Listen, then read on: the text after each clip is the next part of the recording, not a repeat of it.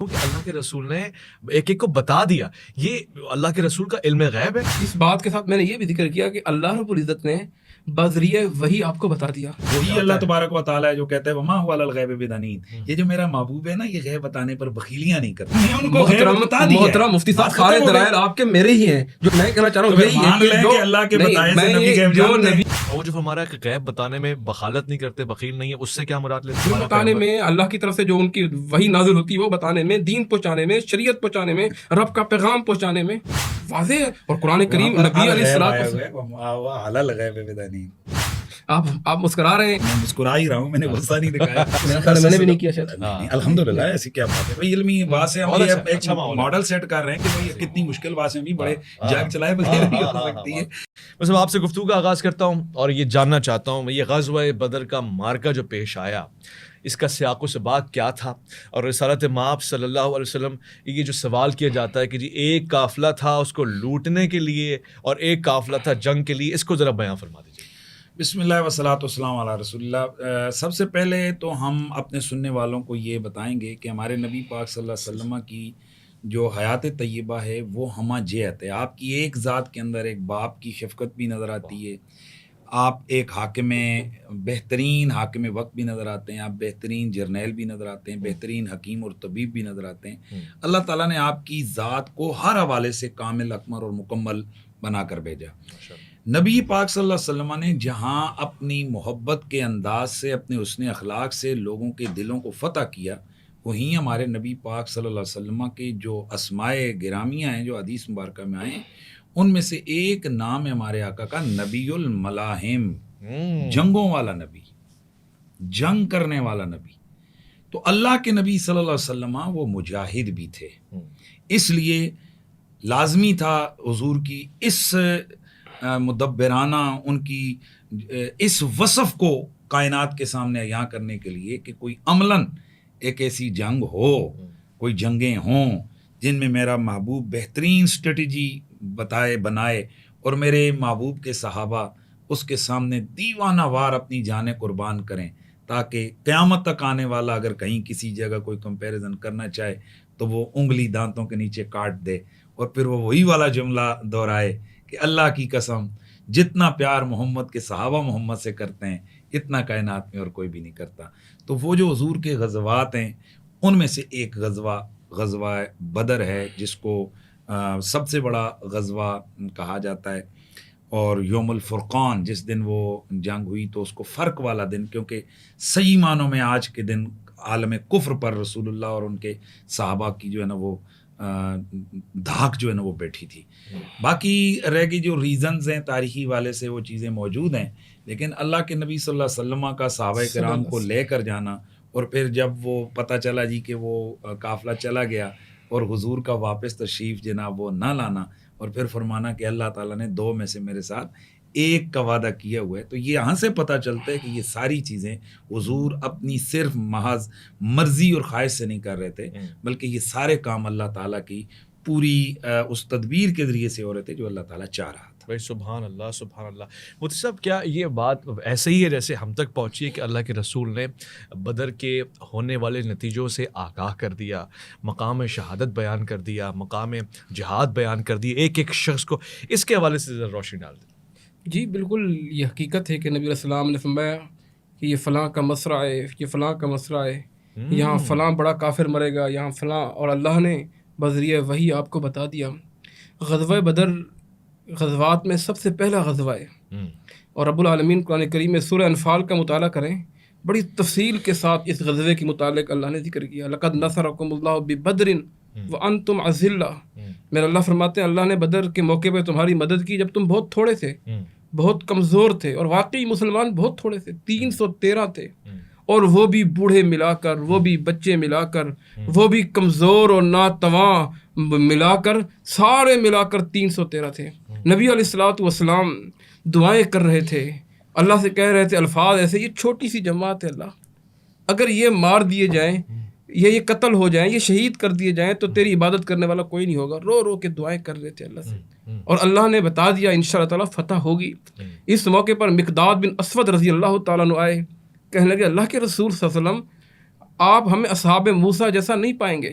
فَاذْهَبْ جو اصحاب موسیٰ نے کہا تھا کہ آپ جائیں اور آپ کا رب جائے. فَقَاتِلَا إِنَّا هَاهُنَا قَاعِدُونَ قوم موسیٰ نے کہا تھا آپ اور آپ کا رب لڑے، ہم یہاں دیکھیں گے تماشائی. ہم وہ نہیں کریں گے. مقداد بن اسود کہتے ہیں كُنَّا نُقَاتِلُ عَنْ يَمِينِكَ وَعَنْ شِمَالِكَ وَعَنْ أَمَامِكَ وَعَنْ خَلْفِكَ. ہم آپ کے دائیں سے بھی لڑیں گے، ہم آپ کے بائیں سے بھی لڑیں گے، ہم آپ کے آگے سے بھی لڑیں گے، ہم آپ کے پیچھے سے بھی لڑیں گے. جہاں آپ کا پسینہ گرے گا اپنے خون کی ندیاں بہا دیں گے. اسی موقع پر سعد بن عبادہ نے بھی کہا تھا اللہ کے رسول آپ انصار کی طرف دیکھ رہے ہیں، آپ حکم کریں ہم سمندروں کے اندر کود جائیں.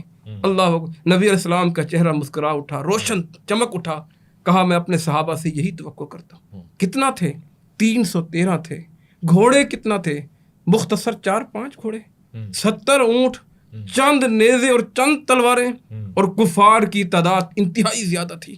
میرا اللہ فرماتے ہیں استستغیثون ربکم فاستجاب لکم. جب تم مدد طلب کر رہے تھے اللہ نے مدد دی. اللہ نے فرمایا اگر 1000 فرشتے ضرورت ہوں گے تو میں 1000 فرشتے بھیج کے مدد کروں گا. اگر یہ کم پڑ گئے 3,000 3000 فرشتے بھیج گئے. صحابہ کہتے ہیں فرشتوں کو ہم بندے کو مارنے جاتے ہیں اس کی گردن پہلے اتری پڑی ہوتی تھی. اللہ اکبر کبیرہ. اس طرح کہا اگر 3000 بھی کم پڑ جائیں گے ہم آپ کے لیے 5000 فرشتے بھیجیں گے. اللہ اکبر. تو اللہ نے فتح یاب کیا. 70 مردار ہوئے، واصل جہنم ہوئے، اور 70 قیدی بن کے آئے. اس میں 17 صحابہ اکرام رضوان اللہ اجمعین شہید ہوئے. اہل بدر کے مقام کا ذکر کر رہے تھے. اصحاب بدر کا بڑا مقام ہے کہ جس کے بارے میں اللہ کے نبی فرماتے ہیں اطلع علی اہل بدر. اللہ نے بدر والوں کے دلوں کو جھانک کر دیکھا ہے، ٹٹول کے دیکھا ہے. اور کیا فرمایا اعملوا ما شئتم فقد وجبت لکم الجنہ. جو چاہو کرو، اللہ نے تمہارے لیے جنت کو واجب کر دیا ہے. جنت کو واجب کر دیا، جو چاہے کرو، جو چاہے کرو. اور یہ لسان محمد صلی اللہ علیہ وسلم سے نکلا، جو چاہے کرو فقد وجبت لکم الجنہ. جنت تمہارے لیے واجب ہو چکی. بھائی کمال ہو گیا، کمال ہو گیا. اچھا وہ جہاں سے ابتدا آپ نے گفتگو کی بہت لطیف پہلو ہے، اس کا ایک نقطہ میں یہاں پہ رکھوں کہ اللہ کے رسول نے ایک ایک کو بتا دیا. یہ اللہ کے رسول کا علم غیب ہے. اس بات کے ساتھ میں نے یہ بھی ذکر کیا کہ اللہ رب العزت نے بذریعہ وحی آپ کو بتا دیا. اللہ نے آپ دعائیں کر رہے ہیں تو خوشخبری بھی دی کہ آپ کو فتح یاب ہوں گے، اللہ رب العزت آپ کو نصرت عطا کریں گے. پھر آپ نے بتایا کہ فلاں فلاں کافر، فلاں فلاں دشمن وہ فلاں فلاں جگہ پہ مارا جائے گا. اور یہی ہوا کہ جہاں اللہ کے رسول نے نشاندہی کی تھی صحابی فرماتے ہم دیکھ رہے تھے وہاں ان کی لاشیں پڑی تھیں. اللہ اکبر. یہ نبی علیہ السلام کی صداقت کی دلیل ہے، یہ نبی علیہ السلام کی حقانیت کی دلیل ہے کہ جہاں اللہ کے نبی نے کہا کہ ابو جہل یہاں مرے گا، ابو جہل وہیں مردار ہوا. اور پھر مارنے والے کون تھے؟ معاذ اور معوذ رضی اللہ. ان کا واقعہ تو پڑھیں، چھوٹی سی عمر ہے. پوچھتے ہیں عبد الرحمن بن عوف سے کہ آئین ابا جہل، ابو جہل کا ہے. حضرت عبد الرحمن بن عوف کہتے ہیں کہ میں حیران ہوں، چھوٹے بچے ہیں، یہ کیا کریں گے جا کر؟ میں ڈر رہا ہوں. میں نے جب دیکھا کہ وہ آ رہا ہے تو میں نے کہا وہ ابو جہل ہے. کہا دونوں اس طرح بھاگے جس طرح تیر کمان سے نکلتا ہے، جس طرح پسٹل گولی سے، ایسے تیزی سے بھاگے اور جا کر اس کافر کو کیفر کردار تک پہنچا دیا. اللہ اکبر. اللہ کے نبی کے پاس آئے دونوں، ایک کہتے ہیں میں نے مارا اس کو، دوسرا کہتے ہیں میں نے مارا. ایک کہتے ہیں میری تلوار سے مارا، دوسرا کہہ رہے اللہ کے رسول نے فرمایا کیا تم دونوں نے اپنی تلواریں صاف تو نہیں کی؟ لے کے آؤ. اور فرمایا تم دونوں نے قتل کیا ہے، تم دونوں نے اس کو کیفر کردار تک پہنچایا. کمال ہو گیا. یہ سارا مطلب یہی سوال ہے، یعنی ایک تو کمال اس میں اعجاز بھی، پھر اصحاب رسول کی وفا بھی ہے ظاہراً. تو اس میں اللہ کے رسول کو یہ اس ساری باتوں کا علم اللہ نے عطا فرمایا، اور آپ تو بالکل ایک ایک چیز کو ہونے سے پہلے بیان فرما رہے ہیں. یہ کیا کمال اور اعجاز ہے؟ دیکھیں بنیادی طور پر نبی نبون سے مشتق ہے، اور نبی کا مطلب یہ ہے کہ غیب کی خبریں دینے والا. نبی ہوتا ہی وہ ہے کہ جو غیب کی خبریں دے. اور یہ جو کویسچن کیا جاتا ہے کہ کیا نبی غیب کا علم رکھتا ہے یا غیب جانتا ہے یا نہیں جانتا، یہ میرے خیال میں یہ سوال ہی درست نہیں ہے. اچھا. اس کی وجہ یہ کہ میں بندہ کہے جی کہ یہ ماشاءاللہ ویس ربانی صاحب ہیں، یہ امام مسجد ہیں، تو پھر بندہ پوچھے آپ کو نماز پڑھانا آتی ہے؟ پھر ایک بندہ کہے جی یہ ماشاءاللہ یہ گاڑی کے ڈرائیور ہیں، یہ اتنے عرصے سے گاڑی کے آپ کو گاڑی چلانا آتی ہے؟ تو یہ ایک عجیب سا سوال ہے. لہٰذا اللہ کے جو نبی ہیں، نبی ہوتا ہی وہ ہے جو غیب کی خبریں دینے آتا ہے. تو ہمارا جو عقیدہ ہے انہی تمام چیزوں کو دیکھتے ہوئے ہم یہ سمجھتے ہیں کہ اللہ تبارک و تعالیٰ نے اپنے نبیوں کو اور اپنے محبوب بندوں کو ایک وافر انداز سے غیب کا علم عطا فرمایا، اور اللہ کے دیے ہوئے اس علم کی وجہ سے اللہ کے جو نبی ہیں وہ مختلف چیزیں وہ بتاتے رہے، اور یہی وجہ ہے کہ بخاری اور مسلم میں دیگر اور بھی بہت ساری جو ہے نا وہ روایتیں ہیں کہ اللہ کے نبی صلی اللہ علیہ وسلم آپ فرماتے ہیں کہ میں نے جناب قیامت تک کی ہر چیز کا جو ہے نا اللہ تعالیٰ نے مجھے علم عطا فرمایا، وَعَلَّمَكَ مَا لَمْ تَكُنْ تَعْلَمُ وَكَانَ فَضْلُ اللَّهِ عَلَيْكَ عَظِيمًا۔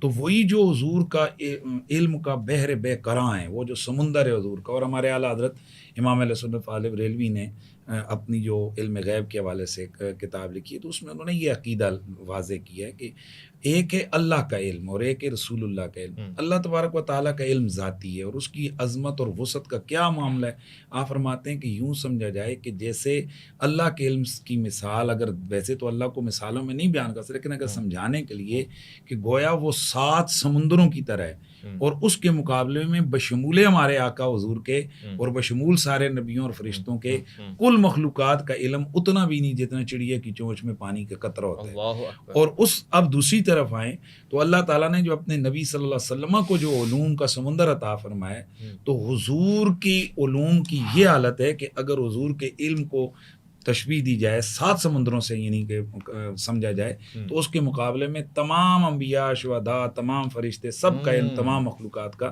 اتنا بھی نہیں جتنا چڑیا کی چونچ کے اندر جو ہے نا پانی کا قطرہ ہوتا ہے۔ سرور کائنات کے جی، وَإِنَّ مِن جُودِكَ الدُّنْيَا وَذَرَّتَهَا وَمِنْ عُلُومِكَ عِلْمَ اللَّوْحِ وَالْقَلَمِ۔ لوح و علم کے، لوح و قلم کے جو علوم ہے ہمارے حضور کے علم کا ذرہ ہے، ہمارے نبی کے سمندر جو علم کا سمندر ہے اس کے مقابلے میں ایک قطرہ ہے۔ تو یہی وجہ ہے کہ ویسے قرآن مجید میں بہت ساری وہ آیات ہیں کہ جن میں علم غیب کی نفی ہے کہ لا یعلمہن الا اللہ، 5 وہی بات کا ذکر کر کے فرمایا کہ اللہ کے سوا ان کو کوئی بھی نہیں جانتا ہے۔ اب یہاں سے جب ہم آیتیں دیکھتے ہیں، ویسے بھی بہت ساری اور آیات ہیں کہ جن میں یہی ہے کہ عالم الغیب، غیب جاننے والا اللہ ہے، تو یقیناً غیب جاننے والا اللہ ہے، لیکن وہی اللہ کہتے ہیں فلا یظہر علی غیبہ احدا الا من ارتضی من رسول، وہی ہے کہ ما کان اللہ لیطلعکم علی الغیب ولکن اللہ یجتبی من رسلہ من یشاء، وہی اللہ تبارک و تعالیٰ ہے جو کہتا ہے وما هو علی الغیب بدنین، یہ جو میرا محبوب ہے نا یہ غیب بتانے پر بخیلیاں نہیں کرتا ہے۔ تو آپ بخیل کب نہیں ہوں گے کہ جب آپ کے پاس کوئی شے ہوگی بھی اور آپ اس کو بانٹیں گے بھی۔ یہی وہ جو بخیلیاں حضور نے نہیں فرمائی ہیں، حضور نے اپنے صحابہ کو آنے والے مستقبل کی کئی باتوں کی خبر دی ہے۔ تو اب ایک طرف قرآن میں یہ ہے کہ 5 چیزیں ہوئیں جو کسی کو نہیں پتا، کل کیا ہوگا نہیں پتا، کون کہاں مرے گا نہیں پتا، کون کب مرے گا یہ پتا نہیں، لیکن وہی اللہ کا نبی جو ہے نا وہ فرماتے ہیں لَأُوتِيَنَّ الرَّایَةَ غَدًا رَجُلًا يُحِبُّ اللَّهَ وَرَسُولَهُ وَيُحِبُّهُ اللَّهُ وَرَسُولُهُ، دونوں طرح روایتیں خیبر کے اندر، کل میں جھنڈا اس بندے کے ہاتھ میں دوں گا، یفتح اللہ علی یدہ ہے یدہ ہی، دونوں طرح کہ اللہ تبارک و تعالی میں اس بندے کے ہاتھ میں کل یہ میں خیبر کا جھنڈا عطا کروں گا، جنگ میں، کہ جس کے ہاتھ پر اللہ تعالی ہمیں فتح عطا فرمائے گا۔ کل یہ خبر غیب ہے، لایوتین کل کیا ہوگا، قرآن نے اس کو وہی بات خمسہ میں شمار کی ہے، اور رسول اللہ بتا رہے ہیں کل کس کے ہاتھ پر فتح ہوگی۔ مولا علی کو بلایا اور اللہ نے فتح عطا کی۔ اور یہاں جنگ بدر کے اندر فوضا یدہ فقالا ہذا مصر فلان وہذا مصر فلان، جیسے روایت میں بیان کی، حضور نے ہاتھ رکھا جگہ پر، فرمایا یہ فلاں کے گرنے کی جگہ۔ اب صحابہ فرماتے ہیں فواللہ ما مات احد عن موضع ید رسول اللہ، اللہ کی قسم جب ہم نے دیکھا جس کافر کا نام لے کر آپ نے بتایا تھا کوئی ذرہ برابر بھی اس جگہ سے ادھر ادھر نہیں ہٹا تھا۔ تو وہ کون ہے جس نے اللہ اپنے وہ کون ہے کہ جس نے محبوب کریم صلی اللہ علیہ وسلم کو یہ علوم دی؟ وہ اللہ ہے۔ تو اللہ نے جو ہمارے نبی کو وہ چیزیں بتائی تھیں، اسی کو ہم یہ عقیدہ رکھتے ہیں کہ اللہ کے بتائے سے، اللہ کے دیے سے، اللہ کے اعلام سے، اللہ تعالیٰ کے دیے ہوئے علوم کے ذریعے حضور جو ہے نا وہ غیب کی خبریں بتاتے۔ ماشاء اللہ تعالیٰ مفتی صاحب کی گفتگو ہم سن رہے تھے، اگر آپ اجازت دیں تو میں وہیں سے بات شروع کرتا ہوں۔ جی وہیں سے۔ مفتی صاحب نے ذکر کیا کہ عالم الغیب ہیں اللہ کے رسول صلی اللہ علیہ وسلم، بلکہ بار بار ماشاء اللہ نے تذکرہ کیا کہ غیب کی خبریں بتانے والے نبی۔ علم الغیب صرف اللہ کے پاس ہے، انبیاء کے پاس علم الغیب نہیں ہے، نہ انبیاء کے علاوہ کسی اور کے پاس ہے۔ ایک نہیں، اس میں کئی دلائل ہیں قرآن کریم کے، متعدد آیتیں ہیں قرآن کریم میں۔ اللہ نے فرمایا عندہ مفاتیح الغیب لا یعلمها، اللہ کے ہاں غیب کی کنجیاں ہیں، غیب کی چابیاں ہیں، اللہ کے علاوہ غیب کوئی نہیں جانتا. کہیں آگے یوں فرمایا، سورہ انعام ہے آیت نمبر 50، قُل لَا أَقُولُ لَكُمْ عِندِي خَزَائِنُ اللَّهِ، میں یہ نہیں کہتا میرے پاس اللہ کے خزانے ہیں، وَلَا أَعْلَمُ الْغَيْبَ، میں غیب دان بھی نہیں ہوں، وَلَا أَقُولُ لَكُمْ إِنِّي مَلَک، میں یہ بھی نہیں کہتا میں فرشتہ ہوں. واضح دلیل ہے کہ میں غیب دان نہیں ہوں، میں یہ بھی نہیں کہتا میں فرشتہ ہوں. میں ہوں کیا؟ ان اتبع الا ما یوحى الیہ، میں اس کی پیروی کرتا ہوں جو وحی آتی ہے. جو اللہ بتاتے ہیں، یہاں اللہ رب العزت نے بذریعہ وحی بتا دیا تھا کہ یہ مصرع فلاں ہیں، یہ مصرع فلاں ہیں، یہ مصرع فلاں ہیں. اسی طرح ایک اور جگہ اللہ نے فرمایا، قل لا املک نفسی نفعا ولا ضرا، کہہ دیجئے میں اپنے نفس کا بھی مالک نہیں ہوں، نفع اور نقصان کا. اگر میں نفع و نقصان کا مالک ہوتا، ولو کنت عالم الغیب، اور غیب دان ہوتا، لستکثرت من الخیر، میں خیر کو جمع کر دیتا. وما مسنی السوء، کبھی مجھے تکلیف نہ پہنچتی، کبھی مجھے مشکلات نہ آتی. میں اللہ کا رسول ہوں. متعدد قرآن کریم کی آیتیں ہیں، جیسا مفتی صاحب ذکر کر رہے تھے، وہ 5 مقام اللہ نے ذکر کیے کہ وَعِندَهُ مَفَاتِحُ الْغَيْبِ لَا يَعْلَمُهَا إِلَّا هُوَ، اللہ کو پتہ ہے فِي الْبَرِّ وَالْبَحْرِ، سمندروں میں کیا ہو رہا ہے، خشکی میں. غیب دان اللہ کے علاوہ کوئی نہیں ہے. اللہ نے غیب کی خبر نبیوں سے بھی نفی کی. دیکھیں، یعقوب علیہ السلام کا بیٹا کنویں میں ڈال دیا گیا، جناب یوسف کو. اگر غیب دان ہوتے تو وہ پتہ چل جاتا انہیں کہ میرا بیٹا کنویں میں آ جائے گا. غیب دان نہیں تھے. 40 سال لگے. 40 سال بعد بیٹے کی ملاقات ہوئی، آنکھیں رو رو کر بنائی چلی گئی ہے. تو غیب دان نہیں ہے. دیگر نبی قرآن کریم میں کئی مثالیں موجود ہیں، گھنٹوں گفتگو ہو سکتی ہے. غیب کا علم صرف اللہ کے پاس ہے. نبی جو ہوتا ہے پیغمبر رساں ہوتا ہے اللہ کی طرف سے. قرآن فرماتا ہے وما ينطق عن الهوى ان هو الا وحی یوحى، پیغمبر اپنی طرف سے کچھ نہیں کہتے، جو بھی فرماتے ہیں وہی سے فرماتے ہیں. یہ دلیل ہے کہ آپ کو وحی ہوتی ہے اور آپ پر جناب جبرائیل نازل ہوتے ہیں. بتایا جتنی باتیں مفتی صاحب نے بتائی ہیں کہ کل جھنڈا اسے دوں گا جو اللہ اور اس کے رسول سے محبت کرتے ہیں، یہ کس نے بتائی؟ غیب کی خبر نہیں، اللہ نے بتائی. اللہ رب العزت نے دل میں ڈالی. اللہ رب العزت نے بذریعہ وحی بتایا کہ آپ نے اس کو دینا ہے، اس کے ذریعے اللہ فتح یاب کریں گے. کیوں کہ نص صریح آ گیا کہ غیب اللہ کے علاوہ کوئی نہیں جانتا. عنده مفاتیح الغیب، غیب کی چابیاں، غیب کی کنجیاں صرف اللہ کے پاس ہیں. کتنے موقع ایسے ہیں جب اللہ کے رسول سے سوال ہوا روح کیا ہے، کہا کل بتاؤں گا، وہی نہیں آئی. اگر غیب دان ہوتے تو فوراً بتا دیتے. آپ جتنے مفسرین کھولیں، چاہے علماء احناف کے مفسرین کھولیں، انہوں نے یہ لکھا کہ وہی نہیں آئی، اللہ کے رسول منتظر رہے. دوسرے دن ہوا ہے پھر منتظر رہے، پھر تیسرے دن پھر منتظر رہے، جب تک جناب جبرائیل وحی لے کر نہیں آئے. جناب فاطمہ کے بابا نے نہیں بتایا. اس کا مطلب کہ غیب دان نہیں ہے. غیب کا علم صرف اللہ کے پاس ہے. آپ سید الانبیاء، خاتم الرسل، نبیوں کے سردار، اور اس پر آپ اکیلے الگ سے ڈیبیٹ کریں اور دلائلوں کے انبار ہیں. بلکہ قرآن کریم کافی ہے. اور قرآن کریم میں ایک آیت نہیں، اویس ربانی صاحب، مفتی صاحب تو مناظر ہیں، میں تو مناظر بھی نہیں ہوں، طالب علم ہوں. متعدد آیتیں ہیں. آپ قرآن کریم کی متعدد آیتیں ہیں. آپ حدیث میں اللہ کے رسول کی متعدد مثالیں موجود ہیں. غیب کا علم ہاں جو اللہ بتاتے ہیں. آخری والی بات مفتی صاحب کی کہ اللہ جو بتاتے ہیں بذریعہ وہی نبی وہی بتاتے ہیں. اب قیامت کے متعلق لاجیکل نظر آ رہی ہے. قیامت کے متعلق آپ نے بتائی نشانیاں بتائیں، مفتی صاحب میں بات قیامت کی نشانیاں بتائیں. اب کیا یہ غیب کی خبریں؟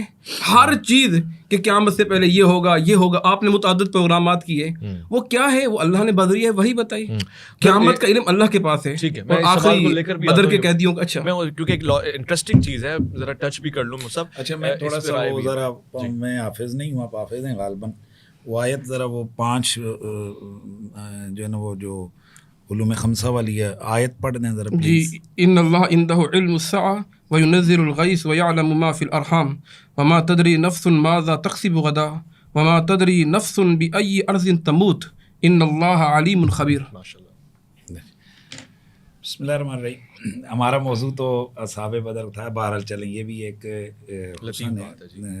علمی حوالے سے، اور یہ بھی الحمدللہ ہمارے ان صاحبان کے لیے کہ جو سمجھتے ہیں کہ اگر کوئی علمی باس ہو جائے گی تو وہاں جاگ چل پڑیں گے. وہ سیاسی لوگوں کا طریقہ کار ہوتا ہے.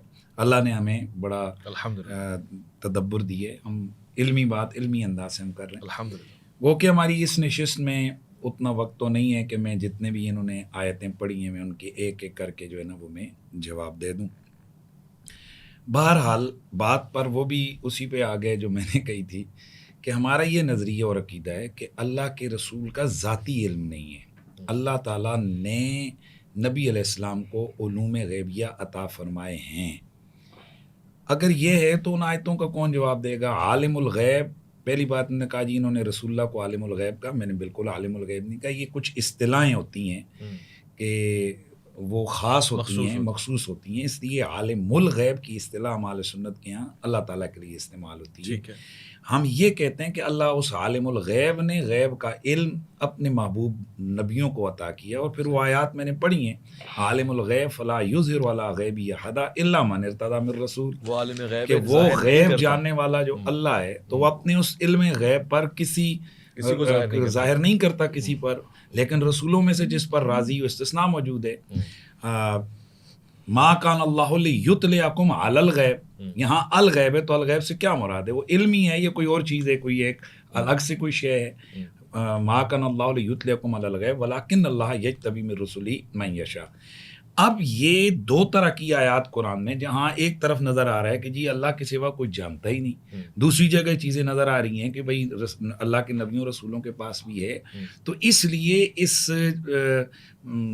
چیز اور اس مخمصے سے نکلنے کے لیے علماء نے کہا کہ جہاں ہے کہ اللہ کے سوا کوئی نہیں جانتا تو اس کا مطلب ہے ذاتی طور پر کوئی نہیں جانتا، اور جہاں ہے کہ انبیاء جانتے ہیں یا اللہ کے سوا کوئی جانتا ہے تو وہ اللہ کے بتائے سے، اللہ کے اعلام سے اللہ تعالیٰ نے اپنے نبیوں کو بتایا. باقی ہمارا یہ نظریہ ہے کہ یہ ایسا نہیں ہے کہ ہر بات کے لیے جو رسول اللہ صلی اللہ علیہ وسلم انتظار کرتے ہیں وہی کا، وگرنہ کہاں ہے یہ بھی تو اپنی طرف سے بات ہے کہ حضور کے پاس وہی آئی کہ یہاں فلانا کس جگہ لکھا ہے کہ حضور کے پاس اس وقت وہی آئی کہ حضور نے بتایا کہ یہاں یہ ہوتا ہے. پھر جو علوم خمسہ انہوں نے خود بیان کی ہے کہ جناب یہ غیب کی جو ضرب ہے، دوبارہ آیت پڑھ دیں جی، وہ کس طرح عندہ مفاتیح الغیب، غیب کی چابیاں اللہ کے پاس ہیں، اور ان پانچ یہاں میں سے مفاتیح نہیں ہے، ان اللہ عندہ علم الساعہ، اچھا عندہ علم الساعہ، قیامت کا علم اللہ کے پاس ہے. اچھا ان قیامت اللہ عندہ علم الساعہ، دوسری جگہ وہ بھی ہے نا کہ عندہ مفاتیح جی وہ الغیب، میں نے اللہ کے پڑھی پاس تھی. جو ہے نا وہ غیب کی. اب یہاں پر پانچ چیزیں بیان ہوئی ہیں. اللہ کے پاس قیامت کا علم ہے، بارش کا علم ہے، ماں کے پیٹ میں کیا ہے، اور ما تدری نفس ماذا تکسب غدا، کل کیا کمائے گا، کل کون کیا کرے گا، وما تدری نفس بأی ارض تموت، کہاں مرے گا، کون کہاں مرے گا. اب قرآن یہ کہتا ہے کہ بھائی کسی کو نہیں پتا کون کہاں مرے گا. آپ کی بخاری کہتی ہے رسول اللہ کہہ رہے ہیں کل فلاں یہاں مرے گا، تو یہ کیا ہے؟ اسی کو اللہ تعالیٰ اپنے علوم کہہ رہا ہے کہ کسی کو نہیں پتا کون کہاں مرے گا، اور حضور بتا رہے ہیں کل فلاں یہاں مرے گا. تو یہ تب ہی یہ دونوں آیات کے درمیان تطبیق ہو سکتی ہے دونوں قسم کی، جب یہ کہا جائے کہ جہاں نفی ہے تو وہ علم غیب ذاتی کی نفی ہے، اور جہاں ثبوت ہے تو وہ اللہ کی طرف سے جو اللہ نے اپنے محبوب بندوں کو علم دیا ہے، اور ان سب میں سے پڑھ کر رسول اللہ کو دی ہے. باقی یہ جتنی جو آیتیں، مثلا انہوں نے ایک آیت پڑھی ہے کہ جی نفع کا مالک میں نہیں ہوں، تو ہم بھی کہتے ہیں نفع کا مالک تو اللہ تعالیٰ ہے، لیکن یہ کہاں ہے کہ جب اللہ تعالیٰ، اور میں سوال حیران ہے کہ اگر حضور نفع نہیں دے سکتے یا کسی کو نقصان نہیں دے سکتے تو مجھے یہ بتایا جائے کہ سب سے بڑا نفع تو یہ کہ آپ کسی کو، ویسے عام طور پر کسی کو آپ جیل سے نکلوا دیتے ہیں تو یہ اس کے لیے نفع ہے کہ نقصان ہے؟ نفع ہے. تو آپ اگر کسی کو جہنم سے نکلوا دیتے ہیں تو یہ نفع ہے کہ نقصان ہے؟ تو اگر حضور نفع اور نقصان نہیں دے سکتے تو پھر یہ شفاعت کا عقیدہ کیسے ہے؟ اور پھر دیگر جو رسول اللہ صلی اللہ علیہ وسلم نے امت کو جہنم سے، کنتم علی شفا حفرۃ من النار فانقذکم منہا، تم جناب جہنم کے کنارے پہنچ چکے تھے، میرے نبی نے تمہیں وہاں سے نکالا.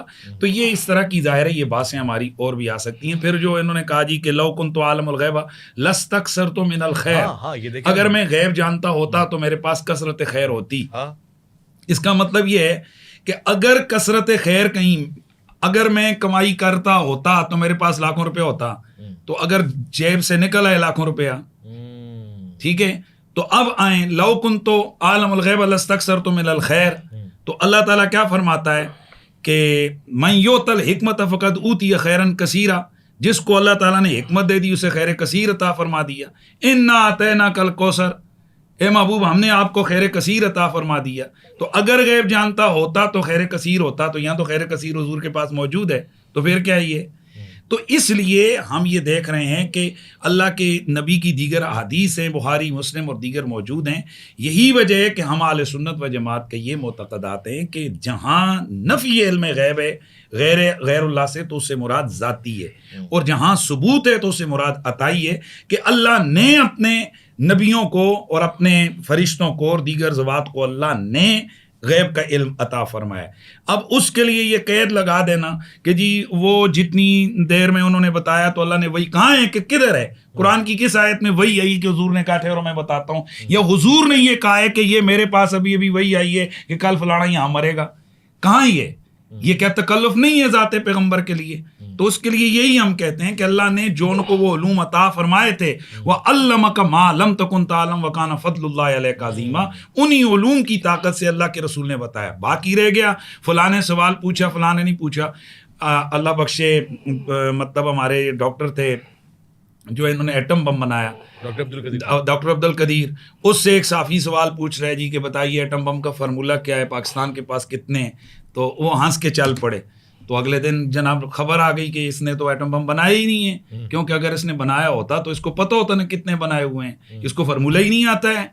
تو ایک عام آدمی کو بھی پتہ ہے کہ جو ایک ملک کے رازوں کو جاننے والے ہوتے ہیں وہ ہر جگہ رازوں کو کھولتے نظر نہیں آتے ہیں. جہاں اللہ تعالیٰ کی مرضی ہوتی ہے، جہاں یہ پیغمبر ہوتے ہیں، جہاں اللہ کے رازوں کو انہوں نے کھولنا ہوتا ہے وہ بتا دیتے ہیں. وما علی الغیب بدانین، وہاں کنجوسی نہیں کرتے. اور جہاں حکمت کے منافی چیز ہوتی ہے پھر ان سے سوال پوچھا جاتا ہے کہ قیامت کب آئے گی، تو آپ فرماتے ہیں قیامت کی تیاری کیا کر رکھی، اور پھر اس کی نشانیاں بتا دیتے ہیں. اب نشانیاں بھی جو بتاتے ہیں تو کیا بتاتے ہیں، یوں ہوگا یوں ہوگا یوں ہوگا یوں ہوگا.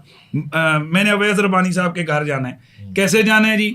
آپ جائیں گے فلاں جگہ چوک آئے گا، چوک سے دائیں جائیں گے، دائیں سے ادھر جائیں گے، ادھر سے فلاں ریڈ کلر کا جناب آپ کو گیٹ ہوگا، دستک دینا اندر. بندے کو پتہ ہی نہیں ہے اویس ربانی کے گھر کا، تو نشانیاں کیسے بتا رہا ہے؟ تو اگر رسول اللہ کو ان ساری چیزوں کو پتہ ہی نہیں ہے تو یہ نشانیاں کیسے بیان کی جا رہی ہیں؟ تو اس کا یہی مطلب ہے ہمارے ہاں کہ بھائی اللہ نے اپنے محبوب کو وافر علوم عطا فرمائے. کچھ چیزیں حکمت کے تحت انہوں نے بتا دی ہیں، کچھ چیزوں کا انہوں نے انکار کر دیا، خاموش رہے. وہ حکمتیں جب ہم ایک فوجی جرنیل کی حکمتیں ہمیں نہیں پتہ ہیں، ایک ڈاکٹر کی حکمتیں ہمیں نہیں پتہ ہیں، تو ہم رسول اللہ کی ذات کی حکمتیں اور اللہ اور اس کے رسول کے مابین جو راز ہیں ان رازوں کو ہم کیسے جان سکتے ہیں؟ خوبصورت ہو گیا. مصطفیٰ آپ کی طرف آتا ہوں. اب وہ بدر کے قیدیوں کا معاملہ بھی واضح کر دیں، اور ایک لطیف بات بھی مجھے سمجھ میں آ گئی کہ کیا ایسا تو نہیں ہے کہ اللہ کے رسول نے ایک قرآن کی آیت ہے وَيَقُولُونَ مَتَىٰ هَٰذَا الْوَعْدُ إِن كُنتُمْ صَادِقِينَ قُلْ إِنَّمَا الْعِلْمُ عِندَ اللَّهِ. تو علم تو ہے ہی اللہ کی جانب سے، مگر اللہ جسے دے دے اسے دے دے. جی آپ کی بدر کا قیدی کا وہیں رہ گیا، لیکن یہ موضوع جو مفتی صاحب نے دلائل دی ہے اس کے جواب کے لیے بھی تو گھنٹوں آپ کو سننا پڑے گا. مفتی صاحب کو آپ نے سنا ہے تو تھوڑی دیر مجھے بھی سن کے برداشت کریں، آپ برداشت کریں سن کے، اس لیے کہ یہ حق بنتا ہے. مفتی صاحب نے بڑی مہارت طریقے سے قرآن کی آیتوں میں بھی تعویل کر دی، اور اپنے ایک ٹھیک ہے ان کا نظریہ ہے، لیکن قرآن جب واضح طور پر کہتا ہے نبی کا معنی کیا ہے، رسول کا معنی کیا ہے، کہ جس پر وحی نازل ہو. کتاب اللہ کیسے کتاب خبر دینے والا، کس کی خبر دینے والا؟ وحی کی خبر دینے والا. ٹھیک ہے. رسول کا مطلب کیا ہے؟ پہنچانے والا. کس کا پہنچانے والا؟ اللہ کا حکم پہنچانے والا. تو اللہ رب العزت آپ عالم الغیب یا غیب کی خبریں دینے والے رسول کو کہیں گے قرآن کریم پہ کتنی کہاں آپ طویلات کریں گے؟ مفتی صاحب نے کئی دلائل دیے کہ عالم الغیب فلا، کہ اللہ عالم الغیب اللہ کے علاوہ کسی کے پاس نہیں ہے جس کو اللہ غیب کی خبر دے دے. تو بات واضح ہوگی جس پر اللہ وہی نازل کر دے. بات اختلاف تو رہا نہیں، لیکن یہ کہنا عمومی طور پر کہ نبی علیہ الصلوۃ والسلام غیب کی خبریں جانتے ہیں، نبی علیہ السلام غیب کی خبریں، انہوں نے کہا کسی موقع پہ یہ بتائیں کہ نبی علیہ السلام نے کہا ہو کہ مجھ پر ابھی آیت نازل ہوئی ہے. قرآن صحیح بخاری فتح الباری پڑھیں آپ، انہوں نے 18 موقع نکل کیے ہیں ابن حجر اسقلانی رحمہ اللہ نے کہ نبی علیہ السلام فرماتے ہیں ابھی مجھ پر جبرائیل آئے ہیں.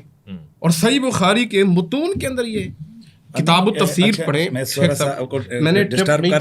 صرف تھوڑا سا نا اس بات کو آگاہ کرنے کے لیے، امید ہے آپ ناراض نہیں، میں صرف تاکہ نا مجھے ایک نئے ٹرن پھر نہ لینا پڑے، میں چاہتا ہوں ظاہر اس طرح تو ساری رات ہم لگے رہیں گے، بات ختم نہیں ہوگی.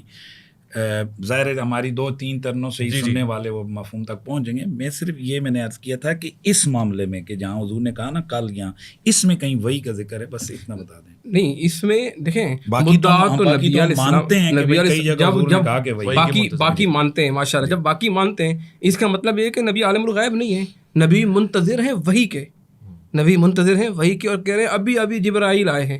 تو اس کا معنی اور ان کا موقف ہے یا ان کا نظریہ ہے، ان کا عقیدہ ہے، ٹھیک ہے، لیکن جو قرآن و حدیث میں ہے وہ یہی ہے کہ عالم الغیب صرف اللہ کی ذات ہے. اللہ کے علاوہ جتنے بھی دلائل دیے، نفع نقصان کی بات کی، نفع نقصان کا مالک نہیں ہوں.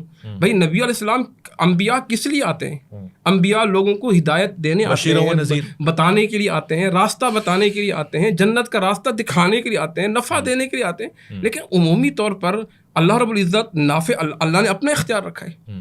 اللہ نے فرمایا قرآن کی کیا لا یملک کے نفع نقصان کا مالک نہیں ہے اللہ کے علاوہ کوئی. تو لہٰذا یہ قرآن کی واضح دلائل ہیں. باقی مجھے آپ حکم کرنے لگے رہے انشاءاللہ تعالیٰ، اس پر دلائل کے انبار ہیں، بلکہ قرآن کی آیتیں ہی کافی ہیں. یعنی آپ فرما رہے ہیں کہ وحی کا آنا علم غیب ہوتا ہے. وحی کا آنا خبر دینا. علم غیب تو نبی کی نفی کی ہے، لیکن نبی وہی بتاتے ہیں، وہی خبر دیتے ہیں جو اللہ بتاتے ہیں. ما کان اللہ لیہدیکم کا ٹھیک ہے، جو اللہ نے خبر دی، یہی تو اللہ کہتے ہیں عالم الغیب میں ہوں، میرے علاوہ کوئی عالم الغیب نہیں ہے مگر میں جس کو غیب کی خبر دوں، غیب کی بات بتا دوں. اب کون بتا رہے ہیں؟ اللہ بتا رہے ہیں. یہی تو میں بتانا چاہ رہا ہوں کہ نبی علیہ السلام اپنی طرف سے کچھ نہیں فرماتے، جو بھی فرماتے ہیں وہی سے. یہ کہا یہ مسئلہ فلاں ہے، یہ مسئلہ فلاں ہے، یہ مسئلہ فلاں ہے، یہ کہاں سے پتہ چلا؟ کیسے معلوم ہوا؟ آپ ما قدم ما آخر پڑھیں، آیات پڑھیں، دیگر دلائل پڑھیں، یہی اللہ نے بتایا. عمومی طور پر نبی اپنی طرف سے کچھ نہیں بتاتے. قرآن فرماتا ہے اگر بتاتے ہوتے لقطعنا منہ الوتین. قرآن فرماتا ہے ما ینطق عن الہوی ان ہوا الا وحی یوحی. تو ہم کیسے اس کی نفی کریں گے؟ اور وہ جو فرما رہا ہے کہ غیب بتانے میں بخالت نہیں کرتے، بخیل نہیں ہے، اس سے کیا مراد لیتے ہیں؟ علم بتانے میں، اللہ کی طرف سے جو ان کی وحی نازل ہوتی ہے وہ بتانے میں، دین پہنچانے میں، شریعت پہنچانے میں، رب کا پیغام پہنچانے میں واضح. اور قرآن کریم نبی علیہ السلام آپ مسکرا رہے ہیں، میں قرآن کی نصوص سے شریعہ پڑھ رہا ہوں، آپ مسکرا رہے ہیں، میں دلائل دے رہا ہوں، آپ مسکرا رہے ہیں. اللہ آپ کو برکت دے. قاری صاحب چھوٹا سا چلے دیکھیں، ہمارا یہ پیار کا ایک ماحول ہے الحمدللہ. یہاں کوئی میں مسکرا ہی رہا ہوں، میں نے غصہ نہیں دکھایا. یہ بھی بڑی بات ہے.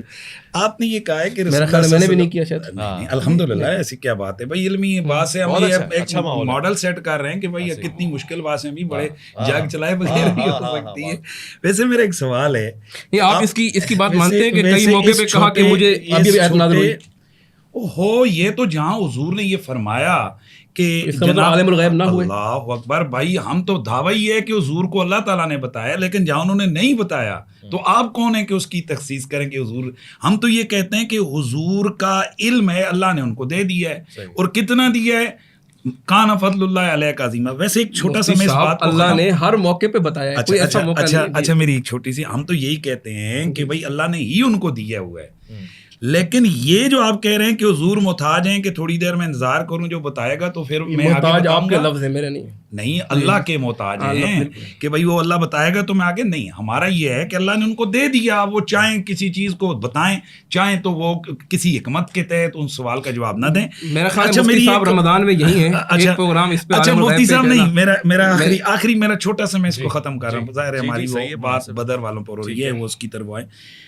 آپ نے کہا کہ حضور نے غیب کی خبریں دی، یہ ٹھیک ہے جی، حضور کو غیب کی خبر تھی، وہی کے متعلق بتایا. لفظ ہے کہ نا غیب کی خبر تھی حضور کو جو اللہ نے بتائی تھی. مطلب ہم نے بھی کہا کہ اللہ نے حضور کو بتایا. یہ کہہ رہے تھے پہلے کہ اللہ کے سوا کوئی غیب نہیں جانتا، وہ صرف وہی ہوتی ہے. اب جو خبر آپ نے کہی تو یہ خبر کس کی قسم ہے؟ خبر بھی تو علم کی قسم ہے نا. تو جب خبر آ گئی، آپ کو خبر آتی ہے کہ آپ کے والد صاحب فوت ہو گئے ہیں، تو کیا آپ کو یہ علم نہیں؟ استغفر اللہ، میں ایک مثال دے رہا ہوں، اللہ ان کو لمبی یاد دے اگر وہ زندہ ہیں. تو آپ کو یار خبر آتی ہے کہ بھائی یہ ہے ایسا ہو گیا، تو کیا آپ کو اس بات کا علم نہیں ہوگا؟ آپ کہیں جی کہ مجھے والد صاحب کے وصال میں عالم الغیب نہیں ہوں گا، مجھے خبر دی. اسی طرح انبیاء کو یا اللہ کے رسول کو خبر دی، لیکن اس کو جانیں گے تو صحیح نا، وہ اس واقعے کو تو جانیں گے. اچھی رکھ لینا، آپ کہیں کہ آپ کو خبر آتی ہے کہ آپ کی دوسری شادی ہو رہی ہے، یہ والی مثال نہیں ہو رہی ہے. نہیں، خبر کسی چیز کی آئے گی نا. مثلا جی آپ کو خبر آ گئی ہے کہ آپ کا ایک انعام نکل آیا ہے 1 کروڑ روپے کا. دیکھیں اس میں تعویل پیش کرنا، جب نص سری آ گیا، آپ اپنے مسلک کی اس بات کو ثابت کرنے کے لیے تعویلیں کریں. چلیں ہماری جو گفتگو عوام کے سامنے تعویلیں کریں اور اپنے اس میرا خیال ہے کہ جو نص سری پہ واضح آ گیا لا یعلمها الا اللہ مفاتیح الغیب عنده، کس کے پاس ہیں؟ اللہ کے پاس. واضح آ گیا. اچھا ہمیں وہ اس کو جو بغیر تعویل کے مفاتیح الغیب ہے، جو الغیب ادھر ہے وہی وما ہوا علی الغیب ہے، ادھر بھی وہی الغیب ہے. اور پھر عالم الغیب ہے جو ادھر غیب ہے، فلا یظہر علی غیب ہی، وہی غیب ہے الا اللہ. سوائے یہ آ گیا. ما کان اللہ لیطلعکم علی الغیب ولکن اللہ یجتبی من رسلہ من اللہ آگے یشاء. پھر بھی ٹھیک ہے. پھر بھی ما اللہ کان آگے. اللہ لیطلعکم علی الغیب.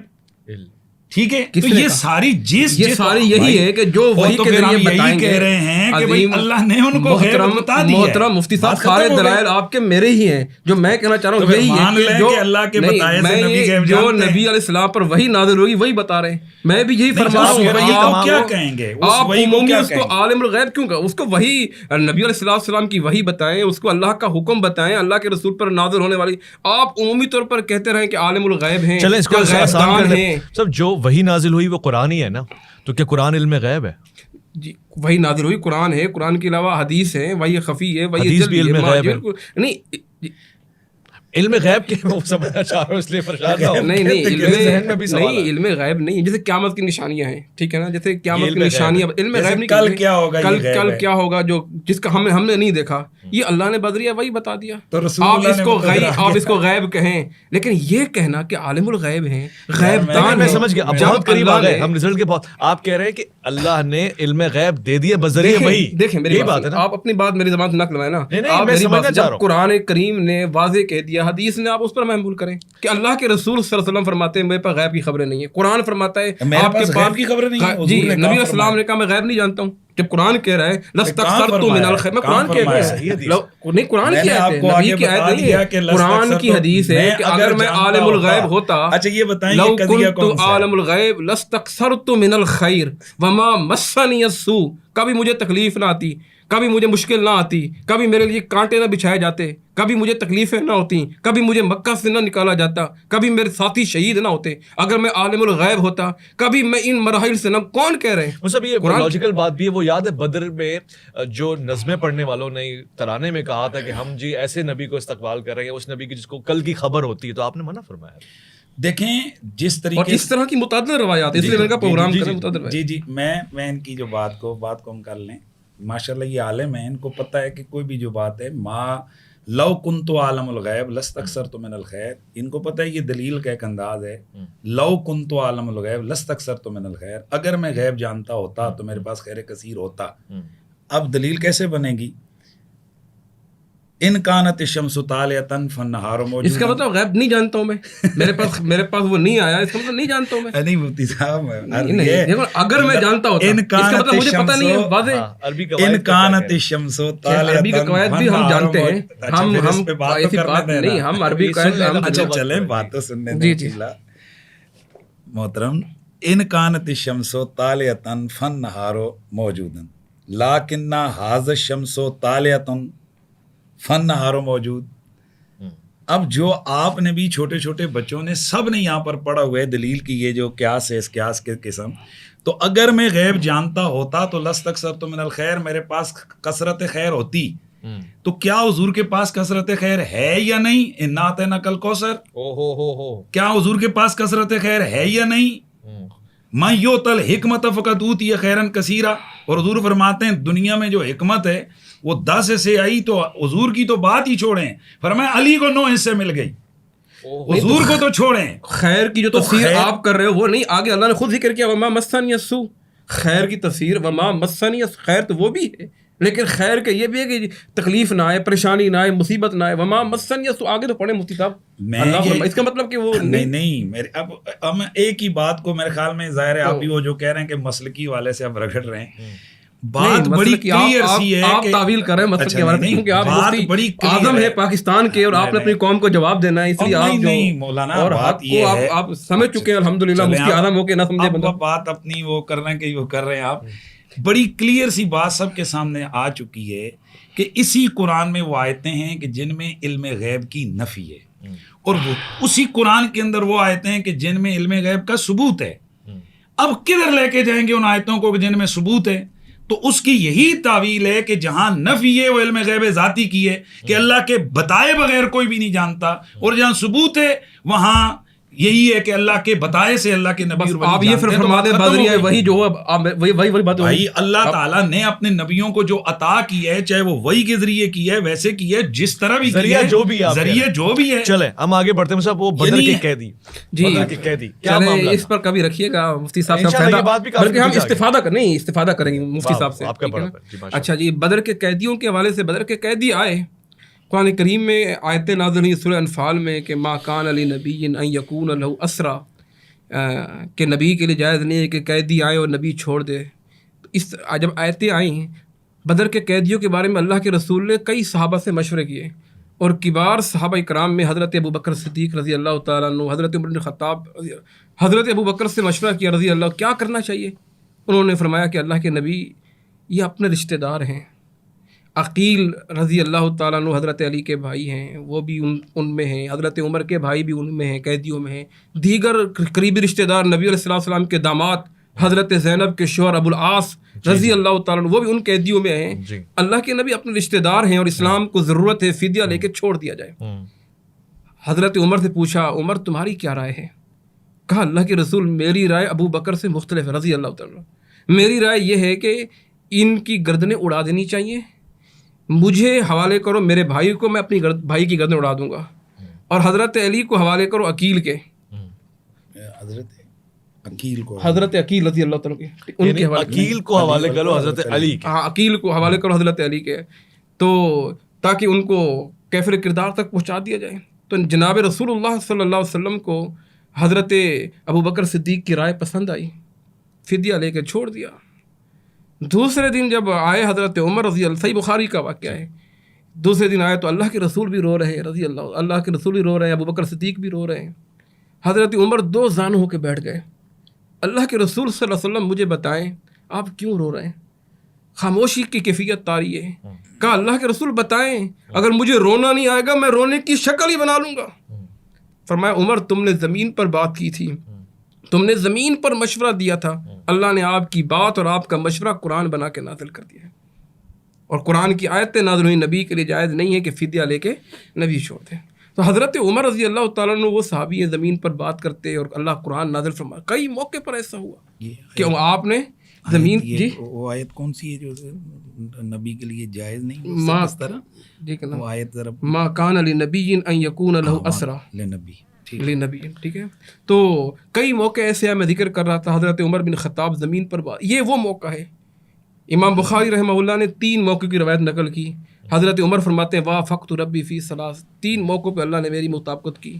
فی مقام ابراہیم، مقام ابراہیم کے متعلق کہتے ہیں اللہ کے رسول یہاں 2 رکعتیں پڑھنی چاہیے، آپ تو ماشاءاللہ ابھی ہو کے آئے ہیں، اللہ قبول فرمائے ماشاءاللہ۔ تو کہا میں کیسے کہہ سکتا ہوں، قرآن مجید کی آیتیں نازل ہوئیں کہ مقام ابراہیم پر 2 رکعتیں ادا کریں، اللہ اکبر اتخذوا من مقام ابراہیم مصلی، کہ اللہ کے نبی پردے کا حکم ہونا چاہیے، آیتیں نازل ہونا شروع ہوئی۔ اور یہ موقع بھی ہے بدر کے قیدیوں کے بارے میں، حضرت عمر کہتے ہیں میں نے زمین پر بات کی، میرے اللہ نے قرآن بنا کے نازل کر دیا۔ تو بدر کے 70 قیدی آئے تھے، اور اللہ کے نبی علیہ الصلوۃ والسلام نے ان قیدیوں کے ساتھ جو حسن سلوک کیا کمال کا تھا، اللہ اکبر کبیرہ۔ ان میں سے ایک حضرت ابو العاص رضی اللہ تعالیٰ عنہ تھے، تو اس کی رہائی کے لیے حضرت زینب نے اپنے ہار بھیجے، اللہ کے رسول اس کو دے کے آپ کی آنکھوں سے آنسو نکل آئے، کہا یہ وہی ہار ہیں جو حضرت خطیۃ الکبریٰ رضی اللہ تعالیٰ عنہ کہتے، اللہ اکبر کبیرہ۔ سبحان اللہ۔ کہا اگر صحابہ آپ اجازت دو تو میں یہ ہار بھی واپس کر دوں اور ابو العاص کو چھوڑ بھی دوں۔ نبی علیہ الصلوۃ والسلام کا انداز دیکھیے، صحابہ اکرام نے کہا اللہ کے رسول بالکل، یہ آپ چاہیں جو چاہیں آپ کر، سبحان اللہ، لیکن اللہ کے نبی مشورے کیا کرتے تھے، چھوڑ دیا۔ اسی طرح کئی قیدیوں سے پیسے لیے انہیں چھوڑ دیا، 70 قیدی تھے۔ یہ اسلام کی پہلی جنگ تھی جسے یوم الفرقان بھی کہا دیا، حق اور باطل کی جنگ۔ اللہ نے حق کو فتح دی۔ جب انسان کے اندر ایمان ہو، یقین ہو، اللہ پر توکل ہو تو اللہ تعالیٰ موت کا غم نہیں ہو، اللہ فتح یاب کرتے۔ آج بھی اگر ہم مفتی صاحب کی اجازت سے اگر آج بھی ہم جو ہیں یقین کر لیں، اللہ پر توکل کر لیں، موت سے محبت شروع کر دیں تو اللہ آج بھی ہمیں فتح کر سکتے ہیں۔ وہ تھوڑے تھے، آج ہم زیادہ ہیں، لیکن ہمارے میں وہن کی بیماری آ گئی ہے، آج ہم مغلوب ہیں، مقہور ہیں۔ فلسطین میں، غزہ میں کیا ہو رہا ہے، یقین کریں رونٹے کھڑے ہو جاتے ہیں۔ میں بدر کے موضوع کو انتہائی ظاہر نچوڑ سے کام لے رہا ہوں۔ اب جب بدر میں مارکا شروع ہوا ہے تو 70 کافر واصل جہنم ہوئے۔ اب یہ تعداد 70 کی جو ہے وہ ان کو بھیجنے والا کون ہے؟ حضرت امیر حمزہ میدان میں اتر رہے ہیں، حضرت علی کرم اللہ وجہ اتر رہے ہیں، یہ شجاعت کا پیکر ذرا بیان فرما دیجیے۔ سبحان اللہ۔ دیکھیں جنگ بدر کو جب ہم دیکھتے ہیں تو اس میں ظاہر ایک جنگ ہوتی ہے، اس کی بہت سارے پہلو ہوتے ہیں، بہت سارے واقعات ہوتے ہیں، اور جنگ کسی ایک دو افراد کے ساتھ نہیں مل کر لڑی جاتی، جنگ ایک پورا ایک پلان کے ساتھ ایک پورا سمجھیں کہ ٹیم ورک ہوتا ہے۔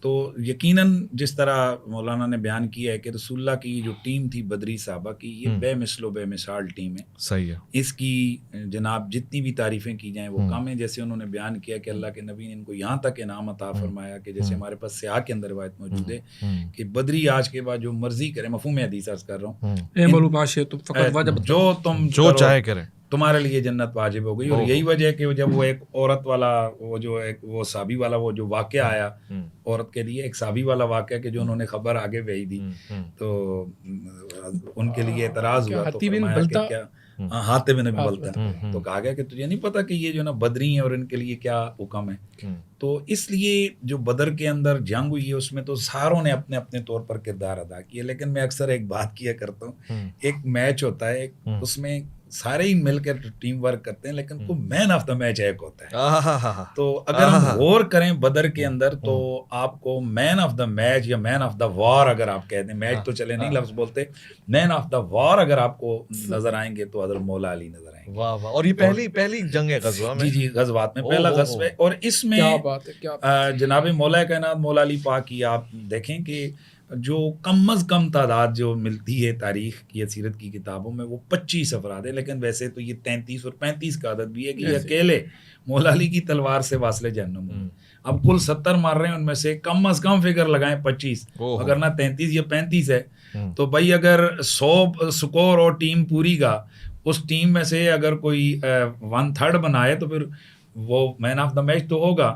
تو اب 70 میں سے 33 یا 35 کریں تو نصف بن جاتا ہے، اور اگر 25 بھی کریں تو تیسرے حصے کے جو نا یہ تھوڑا سا زائد بنتا ہے۔ تو ظاہر ہے کہ یہ اکیلے مولا علی کی تلوار سے مین of the war, main of the وار جو ہے اگر وہ مولا علی ہیں، اور ظاہر ہے جو شیر خدا ہیں حضرت سیدنا امیر حمزہ، شیر مصطفیٰ ہیں حضرت سیدنا امیر حمزہ، قربان جائیں رسول اللہ سید الشہداء ہیں امیر حمزہ، تو رسول اللہ صلی اللہ علیہ وسلم کے محبوب ترین چچاؤں میں سے حضرت سیدنا امیر حمزہ رضی اللہ تعالیٰ عنہ ہیں، اور اتنے محبت حضور صلی اللہ علیہ وسلم کے ساتھ ان کی اور ان کو ان سے کہ جو ناقابل جو ہے وہ بیان ہے۔ تو اس لیے چاہے حضور کے محبت کرنے والے وہ حضرت سیدنا امیر حمزہ ہوں، حضرت سیدنا ابو طالب ہوں، حضرت سیدنا عباس ہوں، یا دیگر جو صحابہ ہوں یا دیگر جو ہستیاں ہوں، ہم ہر ایک ہستی کے ساتھ محبت کو اپنے ایمان کے لیے لازم و ضروری سمجھتے ہیں۔ اور میں یہاں آپ کے پیغام ایک یہ بھی دے دوں کہ بعض اوقات ہم جناب حضرت ابو طالب کا ذکر خیر کے کلمات کے ساتھ کرتے ہیں، ان کے مناقب کو بیان کرتے ہیں، تو اس پر بھی کئی لوگ کہتے ہیں جی روایتیں تو دوسری طرف بھی ہیں، تو آپ ایسی ہستی کی کیوں جو آپ جو ہے نا اتنے خیر کے ساتھ ان کا ذکر کرتے ہیں، تو یہ کیا ضرورت اب پڑ گئی، کیا ہوگا؟ اس کا ایک سمپل سا جواب یہ ہے کہ اس میں کسی مسلمان کو کم از کم کوئی انکار نہیں کہ جناب ابو طالب جو ہے وہ حضور کے محسن تھے۔ اس میں میرے خیال میں کسی مسلک کے کسی شخص کو انکار نہیں ہوگا کہ حضور کے محسن تھے، ساری زندگی حضور کی بلائیں لیں، حضور کی ڈھال بن کے کھڑے رہے، مشکلیں اٹھائیں۔ بھائی شیب ابی طالب کے ان 3 سالوں کو دیکھو، وہ کون سا ظلم ہے، کون سے ظلم کا سٹائل ہے کہ جو انہوں نے اپنایا نہیں ہے، ہر قسم کا بائیکاٹ ہے، بچے بھوکے بلک رہے ہیں، اور جس طرح کئی صحابہ کہتے ہیں کہ ہم آتے تھے تو آوازیں آتی تھیں بچوں کے رونے کی، تو ہم پوچھتے ہیں یہ بچے کہاں سے، کون رو رہا ہے؟ تو جواب دیا جاتا یہ بنو ہاشم کے بچے ہیں جو بھوک کی وجہ سے جو ہے وہ رو رہے ہیں۔ تو یہ سارے بھوک، یہ برداشت، یہ سب دشمن کے سامنے سینہ سے پر ہو کر کیا ایسا بندہ کھڑا ہو سکتا ہے کہ جس کے دل کے اندر جناب والا نوری ایمان کی چمک ہی نہ ہو؟ ہم ان باتوں میں اگرچہ ہم نہیں پڑھتے ہیں لیکن ہم کہتے ہیں یار سوچو، سارے کسی کو چھوڑ دو، حضور سے محبت تو کرتے تھے، حضور کے محسن تھے، اور وہ والا واقعہ جو نبی پاک صلی اللہ علیہ وسلم کے اوپر احسان کیا تھا مطعم بن عدی نے، اور بالاتفاق مطعم بن عدی حالت شرک اور کفر میں ان کا انتقال ہوا، تو مطعم بن عدی نے جس وقت رسول اللہ صلی اللہ علیہ وسلم طائف کے میدان میں آپ پر جناب والا ظلم و ستم ہوا تو ادھر مکے والے بھی شہر ہو گئے کہ اب آئے گا تو ہم اس کو جناب نہیں چھوڑیں گے. تو مطعم بن عدی اس نے حضور کو امان دی, 6 بیٹوں کے ساتھ ننگی تلواریں لے کر حضور کو طواف کروایا. اس کو ایک تھوڑی سی یہ غیرت آ گئی کہ یار وہ طائف والوں نے ہمارے مکے والے بندے کو یوں جناب اس کے ساتھ زیادتی کی, ٹھہرو میں اس کو جو ہے نا وہ امان دیتا ہوں. تو جس وقت بدر کے اندر جناب حضرت جبیر بن مطعم رضی اللہ تعالیٰ عنہ تشریف لائے قیدی چھڑانے کے لیے, چونکہ ریلیٹ کر رہا ہوں میں وہ بدر کے قیدیوں کے ساتھ, تو وہ قیدیوں کو چھڑانے کے لیے جناب جبیر بن مطعم رضی اللہ تعالیٰ عنہ تشریف لائے.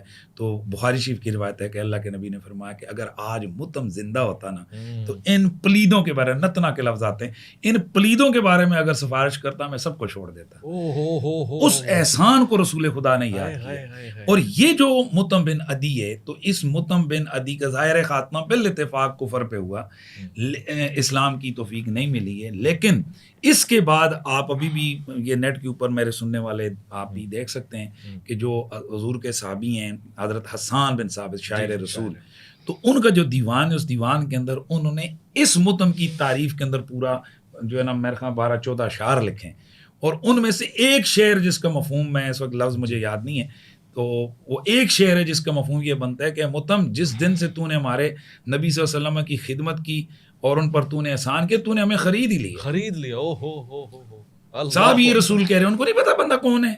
اس کا مطلب یہ ہے کہ محبوبوں سے محبت سچی ہو تو ان کے محسنوں کے ساتھ بندہ پھر معاملہ ہاتھ ہولا رکھنے والا کرتا ہے, ان کے لیے معاملہ بندہ بڑے پیار والا, یعنی ان کا پروٹوکول ہی ہے یہ محبوب کی محبت اور جو الفت ہے اس کو ذہن میں رکھتے ہوئے. آخری لمحات ہیں, اس میں کوئی شک نہیں کہ محترم ابو طالب نے پوری زندگی اللہ کے نبی علیہ السلام کا ساتھ دیا ہے, لیکن وہ روایت بھی ہمیں سامنے رکھنی چاہیے کہ اللہ کے نبی فرما رہے ہیں میرے کان میں کلمہ پڑھ لو.